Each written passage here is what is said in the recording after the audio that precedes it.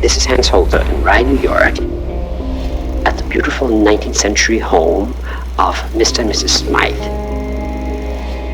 The house still shows the elegance of a bygone age. Her name is Lottie Peck. Lottie was mentally disabled, and she was confined to the attic. And in 1884, she tried to use a candle to burn through the door to escape. The fire spread, and she was burned alive. And this is where it gets really weird.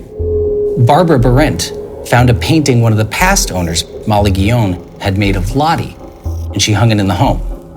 Immediately, the activity ceased, and Hans believed the spirit had moved on. Has there been any activity in the house since? I spoke with the current family, and they haven't heard a peep in the 21 years they've owned the home. Our psychic medium, Cindy, who knows nothing about the case file yet, has asked for their house to be cleared while she performs a psychometry reading on the actual painting.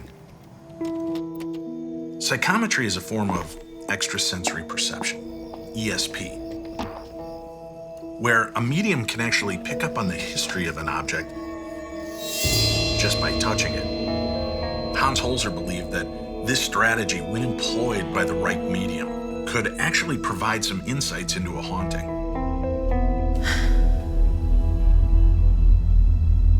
Something happened to her.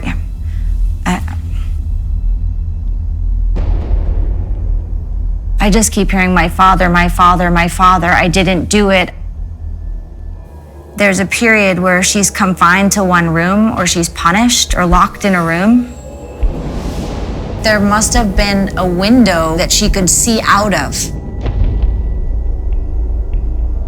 Her father must be the one that locked her in that room. There's gotta be that tie-in.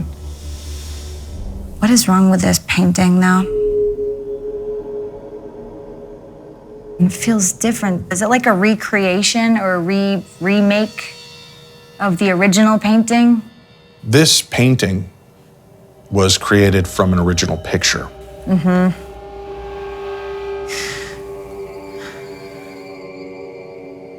I feel like there would have been a fire. And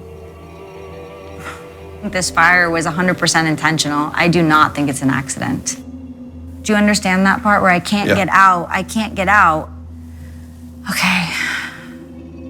Do you know if she has a brother? You don't know? No. I don't know. I just saw an image of that, like a man in an attic. Because I just went up into an attic and I saw a younger brother that would have been very sick. Then I'm being taken into the woods.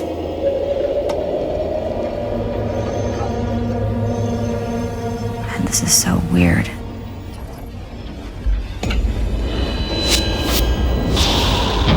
It's interesting with psychometry. Sometimes it does jump all over and you'll pick up different pieces, but I know there's a whole story here, but I'm confused by... I don't think she was always in the attic. I see her being in a different house as well. I know she's on the other side, but I still think she has a lot of unfinished business. This is interesting. Apparently, when the painting was hung at the Peck house, almost immediately activity began across town at this place called the Knapp House. The Knapp House is the oldest house in Westchester. In 1663, Timothy Knapp bought the property, started building the house. In 1667, it was complete. The Knapp House went on the National Register in 1982. And in 1985, the legends started of weird things happening in the house. That is the exact year that the family hung the painting up in the house. Wow.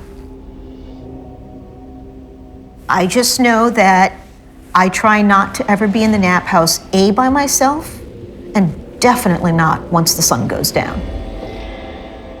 Historians are usually pretty devout skeptics, so it speaks volumes that Sherry is afraid to go into a building.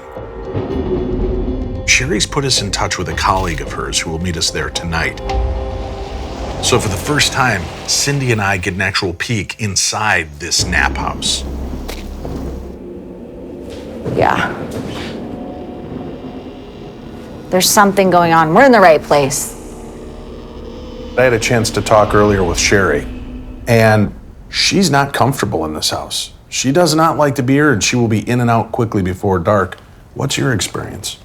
I'm also very uncomfortable being here after dark, especially by myself, because the energy in the house gets a lot worse. Once I was sitting at my desk doing work, and I said out loud to the ghost, "I know you're here, please, I don't want to see you." And almost immediately afterwards, I heard 3 stomping footsteps above me. It felt like, I'm here, and I'm gonna let you know. Can you think of anything tragic that happened here that might have brought on this kind of activity? Joseph Halstead, who was the eldest son of Ezekiel, who bought the house in 1749. Although he was the eldest son, he was passed over for inheritance because he was physically disabled. Ezekiel leaves all of his lands and buildings to his second son, whose name is also Ezekiel. I'm getting goosebumps just hearing this, because if you think about what happened with Lottie, she was mentally disabled, she was locked away, she was treated unfairly by her family, and it's a similar situation. Do you know what kind of life Joseph might have led? He probably spent most of his time in bed and stayed stationary for most of his life.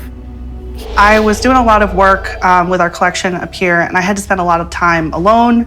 And even during the day, I could hear things in other rooms that weren't in here with me.